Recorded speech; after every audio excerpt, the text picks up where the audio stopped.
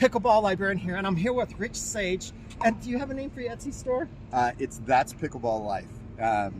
The interesting thing is I had no idea how this stuff works, and so I'm like, oh, this is a great idea. I'll come up with That's Pickleball Life. Watching The Office, and one of the scenes, he's teaching the people down in the warehouse are teaching Michael some lingo, and one of the words that he teaches him or phrases is dink and flicka, and that dink and flicka means c'est la vie, that's life.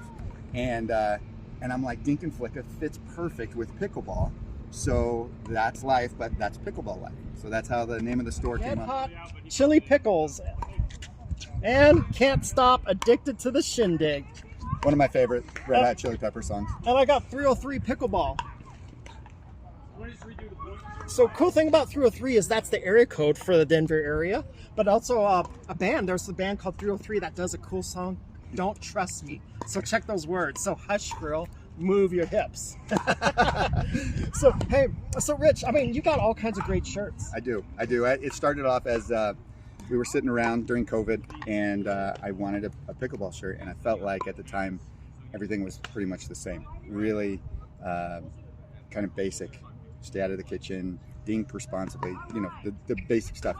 And my family actually found a really cool shirt that was Michael Jordan, a Jumpman logo, and it had it holding a paddle instead of pickleball. And so we got to talking about it, and my kids said, Dad, you can make your own shirts.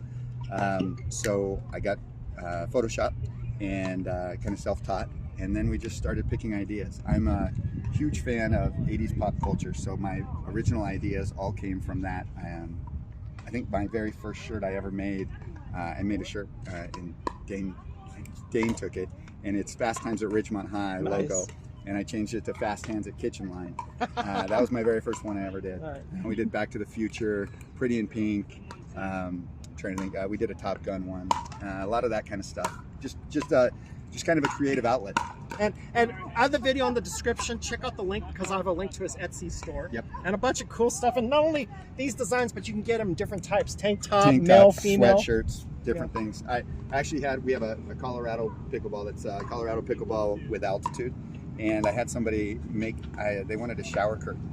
So I made a pickleball shower curtain. I can print it on anything. So yeah, it's a lot of fun. Also an ambassador for Engage Pickleball? I am, yep. Excellent. You got two paddles. What's the difference between them? So we've got the Engage Pursuit MX 6.0, and then we've got the new Ultra.